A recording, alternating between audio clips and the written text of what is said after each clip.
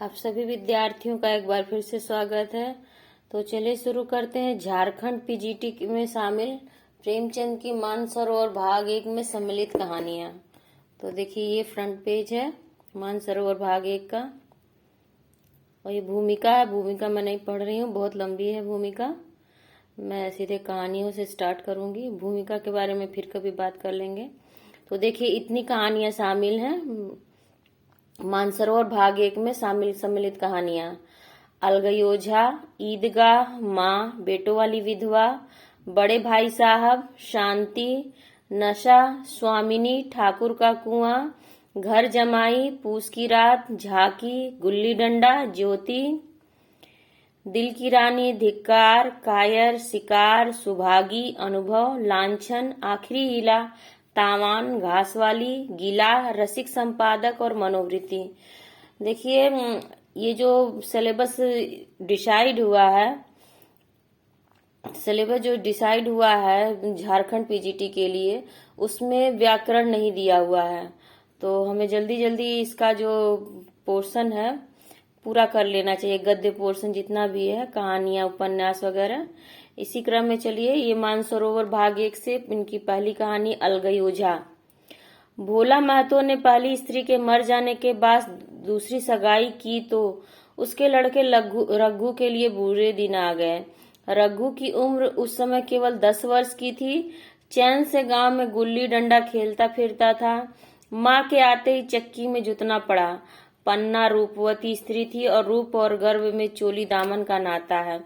वह अपने हाथों से कोई काम न करती। गोबर रघु निकालता, बैल को सानी रघु देता, रघु ही जूठे बर्तन मांजता। भोला की आंखें कुछ ऐसी फिरी कि उसे रघु में सब बुराइयां ही बुराइयां नजर आती। पन्ना की बातों को वह प्राचीन मर्यादा अनुसार आंखें बंद करके मान लेता था। रघु की शिकायतों की जरा परवाह न करता। नतीजा यह हुआ कि रघु ने शिकायत करना ही छोड़ दिया। किसके सामने रोए? बाप ही नहीं, सारा गांव उसका दुश्मन था। बड़ा जिद्दी लड़का है। पन्ना को तो कुछ समझता ही नहीं। बेचारी उसका दुलार करती है, खिलाती पिलाती है। यह उसी का फल है। दूसरी औरत होती तो निबाह न होता। वह तो कहा पन्ना इतनी सीधी सादी है कि निबाह होता जाता है। सबल की शिकायतें सब सुनते हैं, निर्बल की फरियाद कोई भी नहीं सुनता। रघु की माँ की ओर से दिन दिन फूटता जाता था। यहाँ तक कि 8-60 गुजर गए और एक दिन भोला के नाम भी मृत्यु का संदेश आ पहुंचा। पन्ना के 4 बच्चे थे, 3 बेटे और 1 बेटी। इतना बड़ा खर्च और कमाने वाला कोई नहीं। रघु अब क्यों बात पूछने लगा? यह मानी हुई बात थी। अपनी स्त्री लाएगा और अलग रहेगा। स्त्री आकर और भी आग लगाएगी। पन्ना के चारों ओर अंधेरा ही अंधेरा दिखाई देता था। पर कुछ भी हो, वह रघु की आसरायत बनकर घर में रहेगी। जिस घर में उसने राज किया उसमें अब लौंडी न बनेगी। जिस लौंडे को अपना गुलाम समझा उसका मुंह न ताकेगी। वह सुंदर थी, अस्वस्थ, अभी कुछ ऐसी ज्यादा न थी। जवानी अपनी पूरी बहार पर थी। क्या कोई दूसरा नहीं कर सकती? यही नहीं न होगा, लोग हंसेंगे बला से। उसकी बिरादरी में क्या ऐसा होता नहीं? ब्राह्मण ठाकुर थोड़े ही थी कि नाक कट जाएगी। यह तो उन्हीं ऊंची जातों में होता है कि घर में चाहे कुछ करो, बाहर पर्दा ढका रहे। वह तो संसार को दिखाकर दूसरा घर कर सकती है। फिर वह रघु की दबाइल बनकर क्यों रहे? भोला को मरे 1 महीना गुजर चुका था। संध्या हो गई थी। पन्ना इसी चिंता में पड़ी हुई थी कि सहसा उसे ख्याल आया, लड़के घर में नहीं है। यह बैलों के लौटने की बेला है। कहीं कोई लड़का उनके नीचे न आ जाए। अब द्वार पर कौन है जो उनकी देखभाल करेगा? रघु को मेरे लड़के फूटी आंखों नहीं भाते, कभी हंसकर भी नहीं बोलता। घर से बाहर निकली तो देखा रघु सामने झोपड़े में बैठा ऊख की घरेड़ियां बना रहा है। लड़के उसे घेरे खड़े हैं और छोटी लड़की उसकी गर्दन में हाथ डाले उसकी पीठ पर सवार होने की चेष्टा कर रही है। पन्ना को अपनी आंखों पर विश्वास न आया। आज तो यह नई बात है। शायद दुनिया को दिखाता है कि मैं अपने भाइयों से कितना चाहता हूँ, और मन में छुरी रखी हुई है। घात मिले तो जान ही ले ले। काला सांप है, काला सांप, कठोर स्वर में बोली। तुम सबके सब वहां क्या करते हो? घर में आओ, सांझ की बेला है, गोरू आते होंगे। रघु ने विनीत नेत्रों से देखकर कहा, मैं तो हूं ही काकी, डर किस बात का है? बड़ा लड़का केदार बोला, काकी रघु दादा ने हमारे लिए 2 गाड़ियां बना दी हैं, देखो। एक पर हम और खुन्नू बैठेंगे, दूसरी पर लक्ष्मण और जुनिया। दादा दोनों गाड़ियां खींचेंगे। यह कहकर वह एक कोने से 2 छोटी छोटी गाड़ियां निकाल लाया। 4-4 पहिए लगे थे, बैठने के लिए तख्ते और रोक के लिए दोनों तरफ बाजू थे। पन्ना ने आश्चर्य से पूछा, ये गाड़ियां किसने बनाई? केदार ने चिढ़कर कहा, रघु दादा ने बनाई है, और किसने? भगत के घर से बसूला और रुखानी मांग लाए और चटपट बना दिए। खूब दौड़ती है काकी, बैठ खुन्नू में खींचूं। खुन्नू खाड़ी गाड़ी में बैठ गया। केदार खींचने लगा। चर चर शोर हुआ, मानो गाड़ी भी इस खेल में लड़कों के साथ शरीक है। लक्ष्मण ने दूसरी गाड़ी में बैठकर कहा, दादा खींचो। रघु ने जुनिया को भी गाड़ी में बिठा दिया और गाड़ी खींचता हुआ दौड़ा। तीनों लड़के तालियां बजाने लगे। पन्ना चकित नेत्रों से यह दृश्य देख रही थी और सोच रही थी कि ये वही रघु है या कोई और।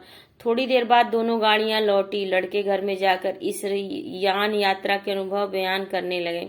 कितने खुश थे सब, मानो हवाई जहाज पर बैठाए हों। खुन्नू ने कहा, काकी सब दौड़ रहे हैं। लक्ष्मण और बछिया कैसी भागी, सबकी सब दौड़ी। केदार, काकी, रघु दादा दोनों गाड़ियां एक साथ खींच ले जाते हैं। जुनिया सबसे छोटी थी। उसकी व्यंजना शक्ति उछल कूद और नेत्रों तक परिमित थी। तालियां बजा बजा कर नाच रही थी। खुन्नू, अब हमारे घर गाय भी आ जाएगी। काकी, रघु दादा ने गिरधारी से कहा कि हमें एक गाय ला दो। गिरधारी बोला, कल लाऊंगा। केदार, 3 सेर दूध देती है काकी, खूब पियेंगे। इतने में रघु भी अंदर आ गया। पन्ना ने अवहेलना की दृष्टि से देखकर पूछा, क्यों रघु, तुमने गिरधारी से कोई गाय मांगी है? रघु ने क्षमा प्रार्थना के भाव से कहा, हाँ मांगी तो है, कल लाएगा। पन्ना, रुपए सिक्के घर से आएंगे यह भी सोचा है?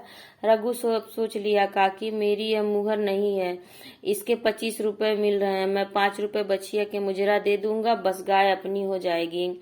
पन्ना सन्नाटे में आ गई। अब उसका अविश्वासी मन भी रघु के प्रेम और सज्जनता को अस्वीकार न कर सका। बोली, मुहर को क्यों बेच देते हो? गाय की अभी कौन जल्दी, हाथ में पैसे हो जाएं तो ले लेना, सूना सूना गला अच्छा न लगेगा। इतने दिनों गाय नहीं रही तो क्या लड़के नहीं जिए? रघु दार्शनिक भाव से बोला, बच्चों के खाने पीने के ही दिन है काकी, इस उम्र में न खाया तो फिर क्या खाएंगे?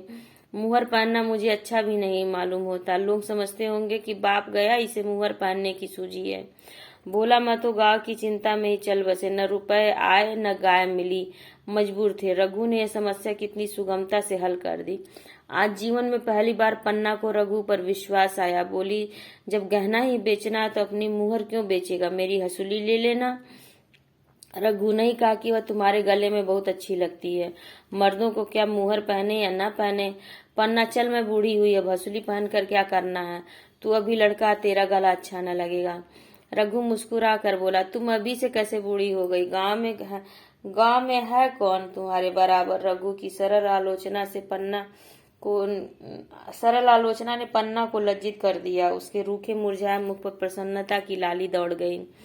5 साल गुजर गए। रघु का सा मेहनती, ईमानदार, बात का धनी दूसरा किसान गांव में न था। पन्ना की इच्छा के बिना कोई काम न करता।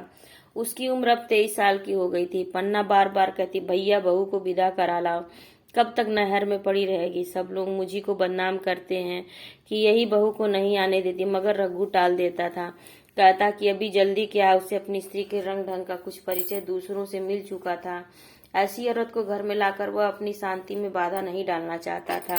आखिर एक दिन पन्ना ने जिद करके कहा, तो तुम न लाओगे? कह दिया कि अभी कोई जल्दी नहीं, तुम्हारे लिए जल्दी ना होगी, मेरे लिए तो जल्दी है, मैं आज आदमी भेजती हूँ। पछताओगी काकी, है उसका मिजाज अच्छा नहीं है तुम्हारी बला से। जब मैं उसे बोलूंगी ही नहीं तो क्या हवा से लड़ेगी, रोटियां तो बना लेगी, मुझसे भीतर बाहर का सारा काम नहीं होता, मैं आज बुला लेती हूँ। बुलाना चाहती है तो बुला लो, मगर फिर यह न कहना कि यह मेहरिया को ठीक नहीं करता, उसका गुलाम हो गया है।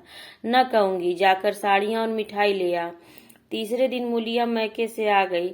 दरवाजे पर नगाड़े बजे, शहनाइयों की मधुर ध्वनि आकाश में गूंजने लगी। मुंह दिखावे की रस्म अदा हुई। वह इस मरुभूमि में निर्मल जलधारा सी गेहुआ रंग था। बड़ी बड़ी नुकीली पलकें, कपोलों पर हल्की सूखी आंखों में प्रबल आकर्षण। रघु से देखते ही मंत्रमुग्ध हो गया। प्रातःकाल पानी का घड़ा लेकर चलती, तब उसका गेहुआ रंग प्रभात की सुनहरी किरणों से कुंदन हो जाता, मानो उषा अपनी सारी सुगंध, सारा विकास और उन्माद लिए मुस्कुराती चली जाती हो। मुलिया मैके से ही जली भुनी आई थी। मेरा शौहर छाती फाड़कर काम करे और पन्ना रानी बनी बैठी रहे, उसके लड़के रईसजादे बने घूमे। मुलिया से अब बर्दाश्त न होगा। वह किसी की गुलामी न करेगी। अपने लड़के को तो अपने होते ही नहीं, भाई किसके होते हैं। जब तक पर नहीं निकलते हैं, रघु को घेरे हुए हैं। जो ही जरा से आने हुए पर झाड़ कर निकल जाएंगे, बात भी न पूछेंगे। एक दिन उसने रघु से कहा, तुम्हें इस तरह गुलामी करनी हो तो करो, मुझसे न होगी। रघु, तो फिर क्या करूं, तू ही बता। लड़के को अभी घर का काम करने लायक भी नहीं है। मूलिया, लड़के रावत के हैं, तुम कुछ तुम्हारे नहीं है। यही पन्ना है ना जो तुम्हें दाने दाने को तरसाती थी, सब सुन चुकी हूँ। मैं लौंडी बनकर न रहूंगी। रुपए पैसे का मुझे हिसाब नहीं मिलता। न जाने तुम क्या लाते हो, क्या करती है वह, क्या करती है, तुम समझते? रुपए घर ही में तो है, मगर देख लेना तुम्हें जो एक फूटी कौड़ी भी मिले। रघु, रुपए पैसे तेरे हाथ में देने लगूं तो दुनिया क्या कहेगी, यह तो सोच। मुलिया, दुनिया जो चाहे कहे, दुनिया के हाथों बिकी नहीं हूँ। देख लेना, भांग लीप कर हाथ काला ही रहेगा। फिर तुम अपने भाइयों के लिए मरो, मैं क्यों मरूं? रघु ने कुछ जवाब न दिया। उसे जिस बात का भय था वह इतनी जल्दी सिर पर आ पड़ी। अब अगर उसने बहुत थम्भो किया तो 6 साल महीने और काम चलेगा, बस आगे यह डोंगा चलता नजर नहीं आता। बकरे की माँ कब तक खैर मनाएगी? एक दिन पन्ना ने महुए का सुखावन डाला। बरसात शुरू हो गई थी। बखार में अनाज गीला हो रहा था। मुलिया से बोली, बहू जरा देखती रहना, मैं तालाब से नहा हूँ। मुलिया ने लापरवाही से कहा, मुझे नींद आ रही है, तुम बैठकर देखो। एक दिन न नहाओगी तो क्या होगा? पन्ना ने साड़ी उतार कर रख दी, नहाने न गई। मुलिया का वार खाली गया। कई दिन के बाद एक शाम को पन्ना धान रोप कर लौटी। अंधेरा हो गया था, दिन भर की भूखी थी। आशा थी बहू ने रोटी बना रखी होगी, मगर देखा तो यहाँ चूल्हा ठंडा पड़ा हुआ था और बच्चे मारे भूख के तड़प रहे थे। मुलिया से आहिस्ता से पूछा, आज अभी चूल्हा नहीं जला? केदार ने कहा, दोपहर को भी चूल्हा नहीं जला काकी, भाभी ने कुछ बनाया ही नहीं। पन्ना, तो तुम लोगों ने क्या खाया? केदार, कुछ नहीं, रात की रोटियां थी, खुन्नू और लच्छन ने खाई, मैंने सत्तू खा लिया। पन्ना, और बहू? केदार, वह पड़ी सो रही है, कुछ नहीं खाया। पन्ना ने उसी वक्त चूल्हा जलाया और खाना बनाने बैठ गई। आटा गूंथती थी और रोती थी, क्या नसीब है, दिन भर खेत में जली, घर आई तो चूल्हे के सामने जलना पड़ा। केदार का 14वां साल था। भाभी के रंग ढंग देखकर सारी स्थिति समझ रहा था। बोला, काकी, भाभी अब तुम्हारे साथ रहना नहीं चाहती। पन्ना ने चौंक कर पूछा, क्या कुछ कहती थी? केदार, कहती कुछ नहीं थी, मगर उसके मन में यही बात है। फिर तुम क्यों नहीं उसे छोड़ देती? जैसे चाहे, हमारा भी भगवान है। पन्ना ने दांतों से जीभ दबाकर कहा, चुप मरे, सामने ऐसी बात भूल कर भी न कहना। रघु तुम्हारा भाई ही नहीं, तुम्हारा बाप है। मुलिया से कभी बोलोगे तो समझ लेना जहर खा लूंगी। दशहरे का त्योहार आया। इस त्योहार से कोस भर एक पूर्वे में मेला लगता था। गांव के सब लड़के मेला देखने चले। पन्ना भी लड़कों के साथ चलने को तैयार हुई, मगर पैसे कहाँ से आए? कुंजी तो मुलिया के पास थी। रघु ने आकर मुलिया से कहा, लड़के मेले जा रहे हैं, सबों को 2-2 पैसे दे दो। मुलिया ने त्योरियां चढ़ाकर कहा, पैसे घर में नहीं है। रघु, अभी तो तिलहन बिका था, क्या इतनी जल्दी रुपए उठ गए? मुलिया, हाँ उठ गए। रघु, कहाँ उठ गए, जरा सुनूं। आज त्योहार के दिन लड़के मेला देखने न जाएंगे? मुलिया, अपनी काकी से कहो पैसे निकाले, गाड़ कर क्या करेंगी? खूंटी पर कुंजी लटक रही थी। रघु ने कुंजी उतारी और चाहा कि संदूक खोले कि मुलिया ने हाथ पकड़ लिया और बोली, कुंजी मुझे दे दो, नहीं तो ठीक न होगा।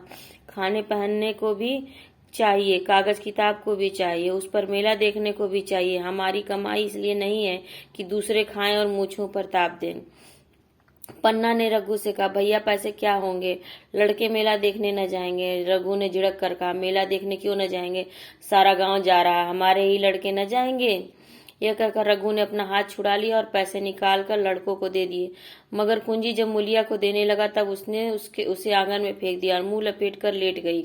लड़के मेला देखने गए। इसके बाद 2 दिन गुजर गए। मूलिया ने कुछ नहीं खाया और पन्ना भी भूखी रही। रघु कभी इसे मनाता कभी उसे, पर न यह उठती न वह। आखिर रघु ने हैरान होकर मूलिया से पूछा, कुछ मुंह से तो कह, चाहती क्या है? मूलिया ने धरती को संबोधित करते कहा, मैं कुछ नहीं चाहती, मुझे मेरे घर पहुंचा दो। रघु, अच्छा उठ, बना खा, पहुंचा दूंगा।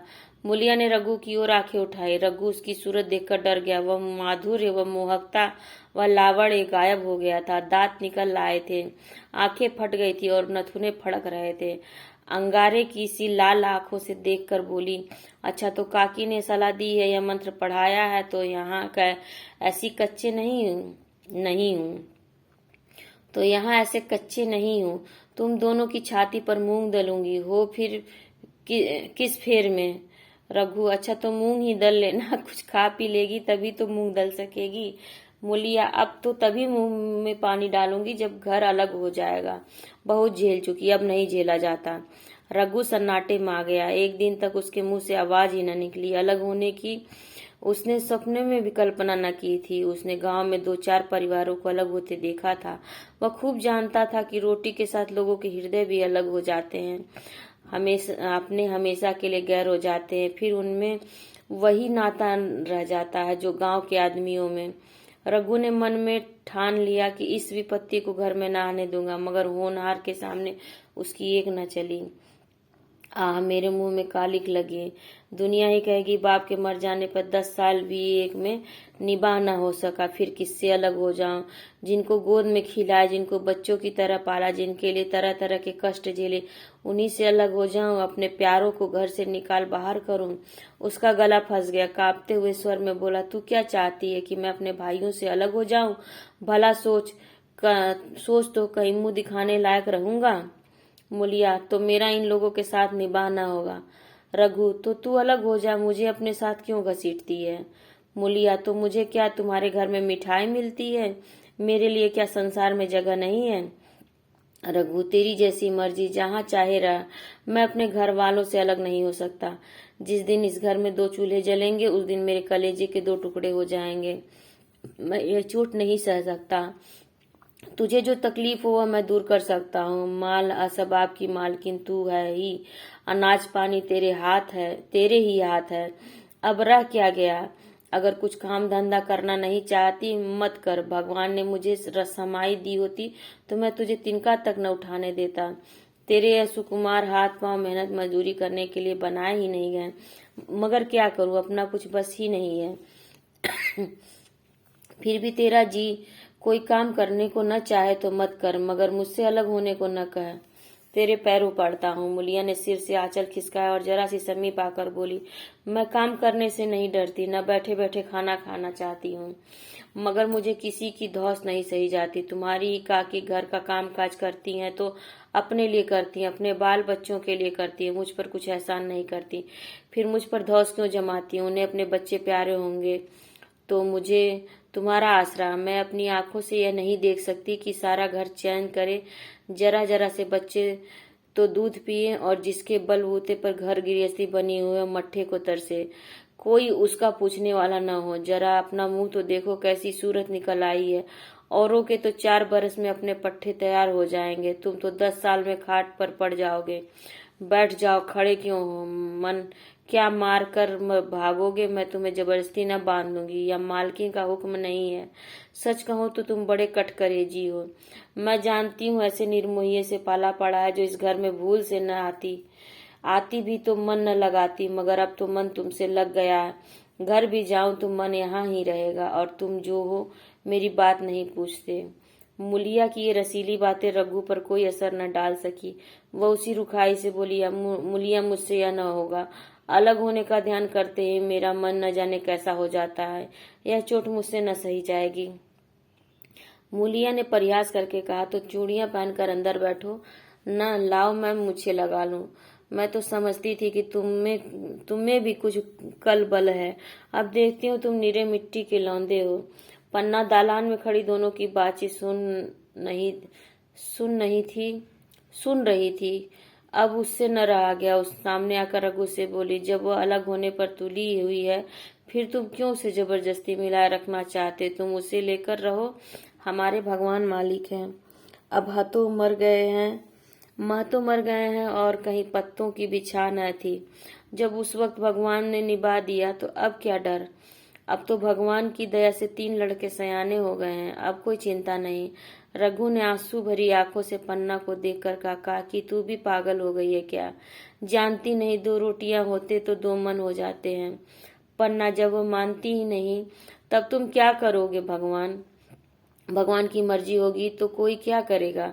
प्रारब्ध में जितने दिन एक साथ रहना लिखा था उतने दिन रहे, अब उसकी यही मर्जी है तो यही सही। तुमने मेरे बाल बच्चों के लिए जो कुछ किया वो भूल नहीं सकती। तुमने इनके सिर हाथ न रखा होता तो आज इनकी न जाने क्या गति होती, न जाने किसके द्वार पर ठोकरे खाते होते हैं, न जाने कहाँ कहाँ भीख मांगते फिरते। तुम्हारा जस मरते दम तक गाऊंगी। अगर मेरी खाल तुम्हारे जूते बनाने के काम आते तो खुशी से दे दूं, चाहे तुमसे अलग हो जाऊं, पर जिस घड़ी पुकारोगे कुत्ते की तरह दौड़ी आऊंगी। या भूल कर भी न सोचना कि तुमसे अलग होकर मैं तुम्हारा बुरा चेतूंगी। जिस दिन तुम्हारा अनभल मेरे मन में आएगा उसी दिन विष खाकर मर जाऊंगी। भगवान करे तुम दूधो नहाओ पूतो फलो, मरते दम तक यही आशीष मेरे रोए रोए से निकलती रहेगी। और अगर लड़के भी अपने बाप के हैं तो मरते दम तक तुम्हारा पोष मानेंगे। यह कहकर पन्ना रोती हुई वहां से चली गई। रघु वहीं मूर्ति की तरह बैठा रहा। आसमान की ओर टकटकी लगा दी और आंखों से आंसू बह रहे थे। पन्ना की बातें सुनकर मुलिया समझ गई कि अपने बा रहे हैं। चटपट उठी, घर में झाड़ू लगाई, चूल्हा जलाया और कुएं से पानी लाने चली। उसकी टेक पूरी हो गई थी। गांव में स्त्रियों के 2 दल होते, एक बहुओं का, दूसरा सासों का। बहुएं सलाह और सहानुभूति के लिए अपने दल में जाती हैं, सासें अपने में। दोनों की पंचायतें अलग अलग होती हैं। मुलिया को कुएं पर 2-3 बहुएं मिल गई। एक से पूछा, आज तो तुम्हारी बुढ़िया बहुत रो धो रही थी।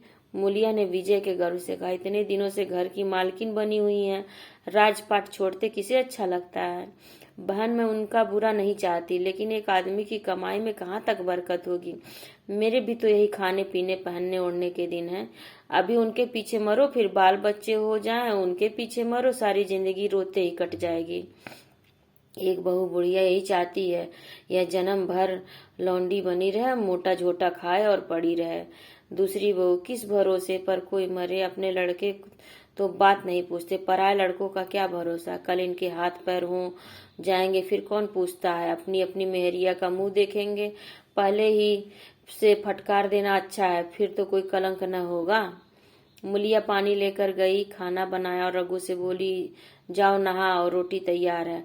रघु ने मानो सुना ही नहीं, सिर पर हाथ रखकर द्वार की तरफ ताकता रहा। मुलिया, क्या कहती हूँ, कुछ सुनाई नहीं देता? रोटी तैयार है, जाओ नहाओ।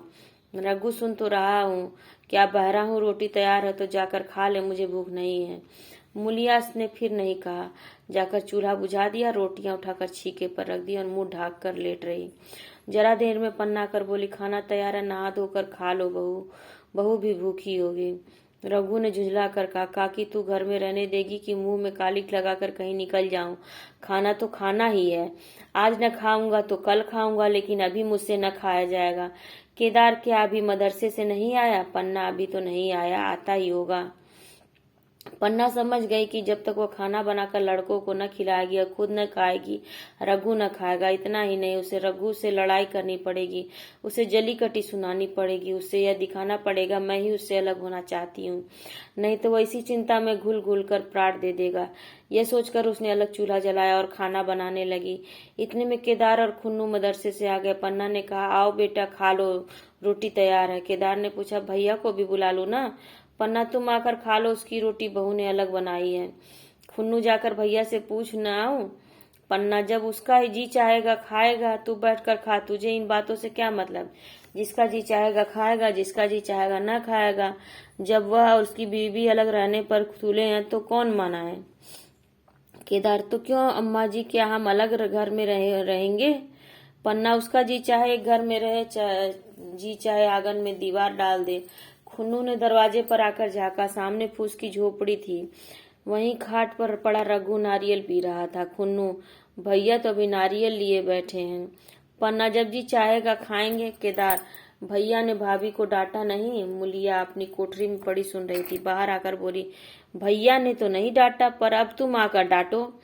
केदार के चेहरे का रंग उड़ गया, फिर जबान न खोली। तीनों लड़कों ने खाना खाया और बाहर निकले।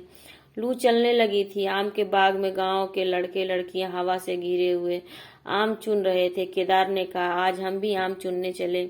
खूब आम गिर रहे हैं। खुन्नू दादा जो बैठे हैं। लक्ष्मण, मैं न जाऊंगा, दादा गुड़केंगे। केदार, वह तो अब अलग हो गए हैं। लक्ष्मण, तो अब हमको कोई मारेगा तब भी दादा न बोलेंगे। केदार, वह तब क्यों न बोलेंगे। रघु ने तीनों लड़कों को दरवाजे पर खड़े देखा, पर कुछ बोला नहीं। पहले तो घर के बाहर निकलते उन्हें डांट बैठता था, पर आज वह मूर्ति के समान निश्चल बैठा रहा। अब लड़कों को कुछ साहस हुआ।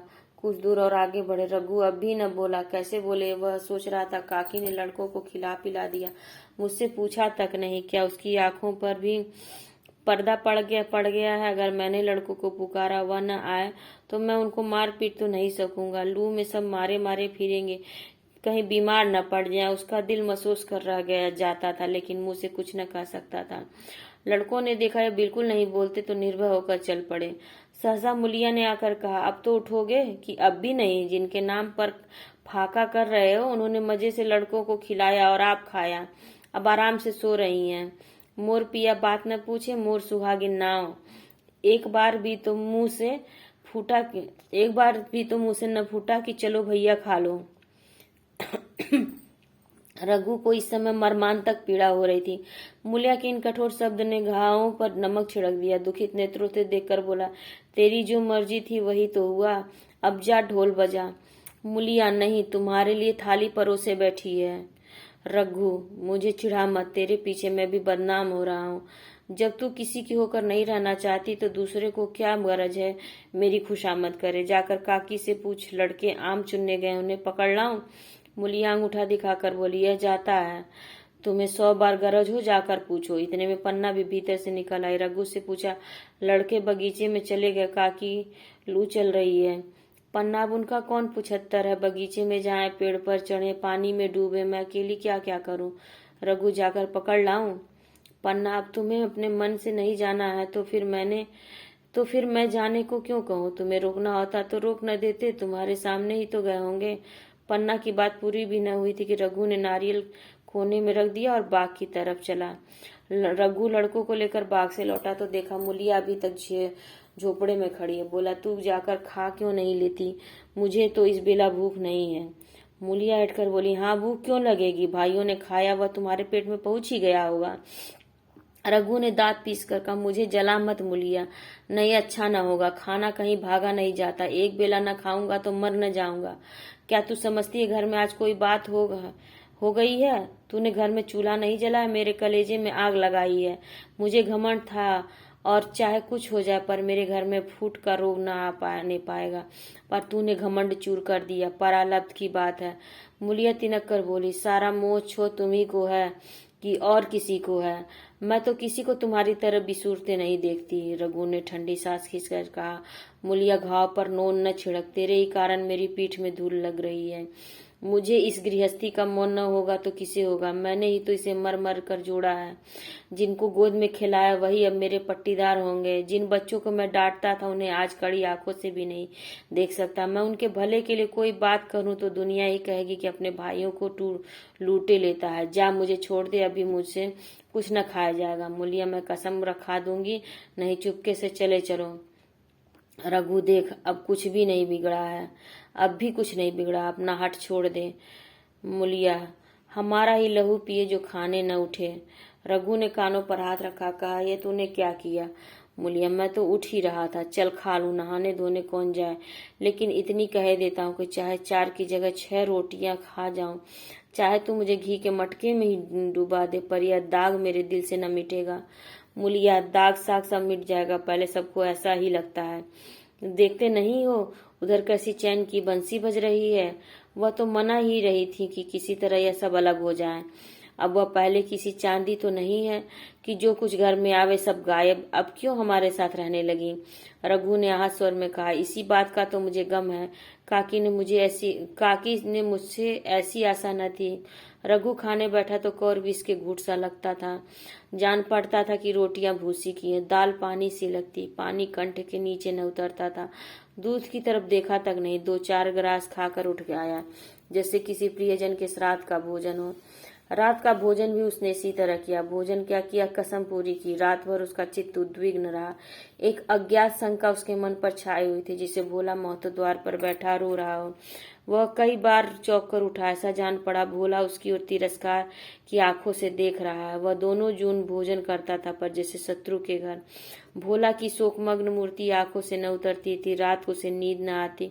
वह गांव में निकलता तो इसी तरह मुंह चुराए, सिर झुकाए, मानो गो हत्या की हो। 5 साल गुजर गए। रघु अब 2 लड़कों का बाप था। आंगन में दीवार खींच गई थी, खेतों में मेड़े डाल दी गई थी और बैल बछिए बांट लिए गए थे। केदार की उम्र अब 19 की हो गई थी। उसने पढ़ना छोड़ दिया था और खेती का काम करता था। खुन्नू गाय चराता था। केवल लक्ष्मण अब तक मदरसे जाता था। पन्ना और मुलिया दोनों एक दूसरे की सूरत से जलती थी। मुलिया के दोनों लड़के बहुधा पन्ना के ही पास रहते थे। वही उन्हें उपटन मलती, उन्हें वही काजल लगाती, वही गोद में लिए फिरती, मगर मुलिया के मुंह से अनुग्रह का एक शब्द भी न निकलता। न पन्ना ही इसकी इच्छुक थी। वह जो कुछ करती थी निर्ब्याज भाव से करती थी। उसके 2 लड़के अब कमाऊ हो गए थे। लड़की खाना पका लेती थी, वह खुद ऊपर का काम काज कर लेती। इसके विरुद्ध रघु अपने घर का अकेला था। वह भी दुर्बल, अशक्त और जवानी में बूढ़ा। अभी आयु 30 वर्ष से अधिक न थी, लेकिन बाल खिचड़ी हो गए थे, कमर भी झुक चली थी। खांसी ने जीर्ण कर रखा था। देख कर दया आती थी। और खेती पसीने की वस्तु है। खेती की जैसी सेवा होनी चाहिए वह उससे न हो पाती। फिर अच्छी फसल कहाँ से आती? कुछ ऋण भी हो गया था। वह चिंता और भी मारे डालती थी। चाहिए तो यह था कि अब उसे कुछ आराम मिलता। इतने दिनों के निरंतर परिश्रम के बाद सिर का बोझ कुछ हल्का होता, लेकिन मुलिया की स्वार्थपरता और अदूरदर्शिता ने लहराती हुई खेती उजाड़ दी। अगर सब एक साथ रहते तो वह अब तक पेंशन पा जाता। मजे में द्वार पर बैठा हुआ नारियल पीता। भाई काम करते वह सलाह देता। महतो बना फिरता, कहीं किसी के झगड़े चुकाता, कहीं साधु संतों की सेवा करता। वह अवसर हाथ से निकल गया। अब तो चिंता भार दिन दिन बढ़ता जाता था। आखिर उसे धीमा धीमा ज्वर रहने लगा। हृदय शूल, चिंता, कड़ा परिश्रम और अभाव का यही पुरस्कार है। पहले कुछ परवाह न की, समझा आप ही आप अच्छा हो जाएगा, मगर कमजोरी बढ़ने लगी तो दवा की फिक्र हुई। जिसने जो बता दिया खा लिया। डॉक्टरों और वैद्यों के पास जाने की सामर्थ्य कहाँ, और सामर्थ्य भी होती तो रुपए खर्च कर देने के सिवा और नतीजा ही क्या था? जीर्ण ज्वर की औषधि आराम और पुष्टिकारक भोजन है। न वह वसंत मालती का सेवन कर सकता था और न आराम से बैठकर बलवर्धक भोजन कर सकता था। कमजोरी बढ़ती ही गई। पन्ना को अवसर मिलता तो आकर उसे तसल्ली देती, लेकिन उसके लड़के अब रघु से बात भी न करते थे। दवा दारू तो क्या करते, उसका और मजाक उड़ाते। भैया समझते थे कि हम लोगों से अलग होकर सोने की ईंट रख लेंगे। भाभी भी समझती थी सोने से लद जाऊंगी। अब देखे कौन पूछता है। सिसक कर न मरे तो कह देना। बहुत हाय हाय भी अच्छी नहीं होती। आदमी उतना काम करे जितना हो सके, यह नहीं कि रुपए के लिए जान दे दे। पन्ना कहती, रघु बेचारे का कौन दोष है? केदार कहता, चल मैं खूब समझता हूँ। भैया की जगह मैं होता तो डंडे से बात करता। मजाक थी कि औरत यूं जिद करती, ये सब भैया की चाल थी। सब सदी बदी बात थी। आखिर एक दिन रघु का टिमटिमाता हुआ जीवन दीपक बुझ गया। मौत ने सारी चिंताओं का अंत कर दिया। अंत समय उसने केदार को बुलाया था, पर केदार को ऊख में पानी देना था। डरा कहीं दवा के लिए न भेज दे, बहाना बना दिया। मुलिया का जीवन अंधकारमय हो गया। जिस भूमि पर उसने मंसूबों की दीवार खड़ी थी वह नीचे से खिसक गई थी। जिस खूंटे के बल पर वह उछल रही थी वह उखड़ गया था। गांव वालों ने कहना शुरू किया, ईश्वर ने कैसा तत्काल दंड दिया। बेचारी मारे लाज के अपने दोनों बच्चों को लिए रोया करती। गांव में किसी को मुंह दिखाने का साहस न होता। प्रत्येक प्राणी उससे यही कहता, वह मालूम होता मारे घमंड के धरती पर पांव न रखती थी। आखिर सजा मिल गई कि नहीं? अब इस घर में कैसे निर्वाह होगा, वह किसके सहारे रहेगी, किसके बल पर खेती होगी। बेचारा रघु बीमार था, दुर्बल था, पर जब तक जीता रहा अपना काम करता रहा। मारे कमजोरी के कभी कभी सिर पकड़कर बैठ जाता और जरा दम लेकर फिर हाथ चलाने लगता। सारी खेती तहस नहस हो रही थी, उसे कौन संभालेगा। आज की डांठे खलिहान में पड़ी, अनाज की डांठे खलिहान में पड़ी थी, ऊख अलग सूख रही थी। वह अकेली क्या क्या करेगी। फिर सिंचाई अकेले आदमी का तो काम नहीं, 3-3 मजदूरों को कहाँ से लाया। गांव में मजदूर थे ही कितने, आदमियों के लिए खींचातानी हो रही थी। क्या करे क्या न करे। इस तरह 13 दिन बीत गए। क्रियाकर्म से छुट्टी मिले। दूसरे ही दिन सवेरे मुलिया ने दोनों बालकों को गोद में उठाया और अनाज मारने चली। खलिहान में पहुंचकर उसने एक को तो पेड़ के नीचे घास के नर्म बिस्तर पर सुला दिया, दूसरे को वहीं बैठाकर अनाज मारने लगी। बैलों को हाँकती थी और रोती थी, क्या इसीलिए भगवान ने उसको जन्म दिया था। देखते देखते क्या हो गया, क्या से क्या हो गया। इन्हीं दिनों पिछले साल भी अनाज मारा गया था। वह रघु के लिए लोटे में शरबत और मटर की घूंगी लेकर आई थी। आज कोई उसके आगे है न पीछे, लेकिन किसी की लौंडी तो नहीं हूँ। उससे अलग होने का अब भी पछतावा न था। एकाएक छोटे बच्चे का रोना सुनकर उसने उधर ताका तो बड़ा लड़का उसे चुमका कर कह रहा था, भैया तू चुप रहो। धीरे धीरे उसके मुंह पर हाथ फेरता था चुप कराने के लिए। विकल था। जब बच्चा किसी तरह न चुप हुआ तो वह खुद उसके पास लेट गया और उसे छाती से लगाकर प्यार करने लगा। मगर जब यह प्रयत्न भी सफल न हुआ तो वह रोने लगा। उसी समय पन्ना दौड़ी आई, छोटे बालक को गोद में उठाकर प्यार करती हुई बोली, लड़कों को मुझे क्यों न दे आई बहू। हाय हाय, बेचारा धरती पर पड़ा लोट रहा है। जब मैं मर जाऊं तो जो चाहे करना। अभी तो जीती हूँ, अलग हो जाने से बच्चे तो नहीं अलग हो गए। मुलिया ने कहा, तुम्हें भी तो छुट्टी नहीं थी, अम्मा क्या करती। पन्ना, तो तुझे यहाँ आने की क्या जल्दी थी। डांट मार न जाती, 3-3 लड़के तो हैं और किस दिन काम आएंगे। केदार तो कल ही मारने को कह रहा था, पर मैंने कहा पहले ऊख में पानी दे दो, फिर आज मारना। मड़ाई तो 10 दिन बाद भी हो सकती है। ऊख की सिंचाई न हुई तो सूख जाएगी। कल से पानी चढ़ा हुआ है, परसों तक खेत पुर जाएगा। जब मड़ाई हो जाएगी तुझे विश्वास न आएगा। जब से भैया मरे हैं केदार को बड़ी चिंता हो गई। दिन में 100 बार पूछता है, भाभी बहुत रोती तो नहीं है। देख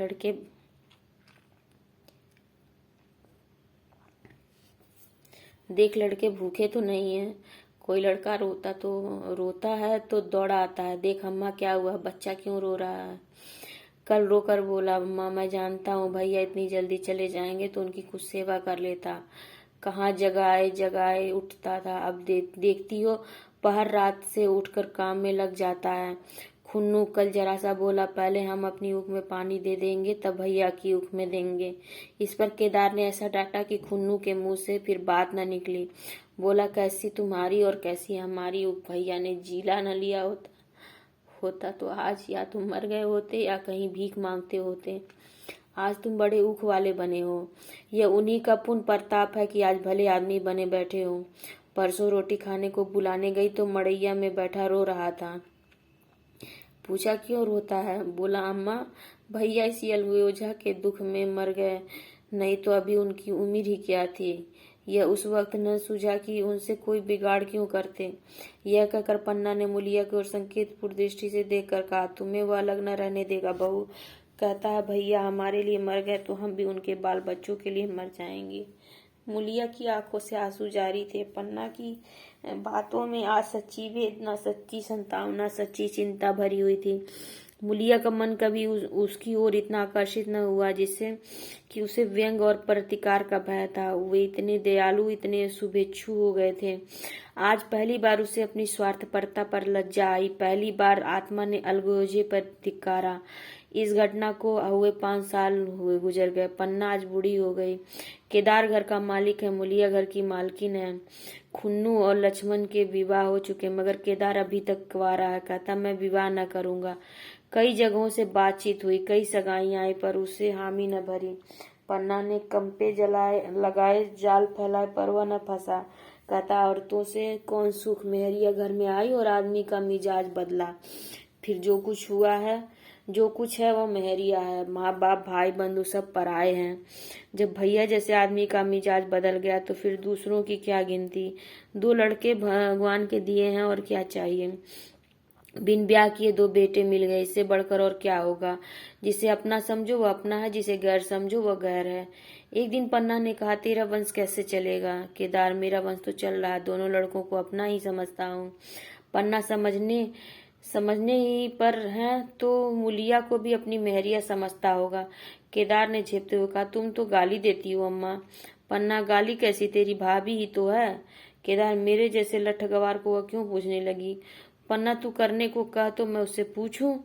केदार, नहीं, मेरी अम्मा कहीं रोने गाने न लगे। पन्ना, तेरा मन हो तो मैं बातों बातों में उसके मन की थाल हूँ। केदार, मैं नहीं जानता, जो चाहे कर। पन्ना केदार के मन की बात समझ गई। लड़के का दिल मुलिया पर आया हुआ है और पर संकोच और भय के मारे कुछ नहीं कहता।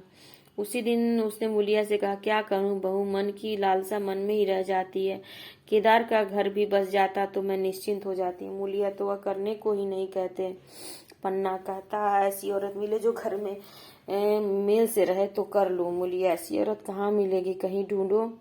पन्ना, मैंने तो ढूंढ लिया। मुलिया, सच किस गांव की है। पन्ना, अभी न बताऊंगी, मुदा यह जानती हूँ कि उससे केदार की सगाई हो जाए तो घर बन जाए और केदार की जिंदगी भी सफल हो जाए। न जाने लड़की मानेगी कि नहीं। मुलिया, मानेगी क्यों नहीं अम्मा, ऐसे सुंदर कमाऊ सुशील वर और कहाँ मिल जाता। उस जन्म का कोई साधु महात्मा है, नहीं तो लड़ाई झगड़े के डर से कौन बिन ब्याह रहता है। कहाँ रहती है, मैं जाकर उसे मना लाऊंगी। पन्ना, तू चाहे तो उसे मना ले, तेरे ही ऊपर है। मुलिया, मैं आज ही चली जाऊंगी अम्मा, उसके पैरों पड़कर मना लाऊंगी। बता। पन्ना, बता दूं, वह तू ही है। मुलिया लजा कर बोली, तुम तो अम्मा जी गाली देती हो। पन्ना, गाली कैसी, देवर ही तो है।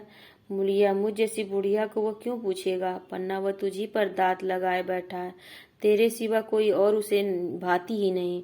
डर के मारे कहता नहीं, पर उसके मन की बात मैं जानती हूँ। वैधव्य के शोक से मुरझाया हुआ मुलिया का पीत बदन कमल की भांति अरूढ़ हो गया। 10 वर्षों में जो कुछ खोया था वह इसी एक क्षण में मानो ब्याज के साथ मिल गया। वही लावण्य, वही विकास, वही आकर्षण, वही लोच। तो ये कहानी खत्म होती है अलगयोजा। उम्मीद है आप लोगों को समझ में आई होगी। इस पे आधारित प्रश्न उत्तर मैं बाद में करवाऊंगी। पहले एक बार मैं पूरा सिलेबस पूरा करवाना चाहती हूँ। और कैसी लगी आप लोगों को ये कहानी जरूर बताइएगा कमेंट सेक्शन में। और अपने विचार जरूर बताइएगा कमेंट सेक्शन में। और अच्छी लगी हो तो जरूर लाइक करिएगा। और अपने एजुकेशनल ग्रुप में और जो बच्चे झारखंड पीजीटी की तैयारी कर रहे हैं उन तक इसको जरूर शेयर करिएगा। मेरे साथ जुड़ने के लिए आप सभी का बहुत बहुत धन्यवाद।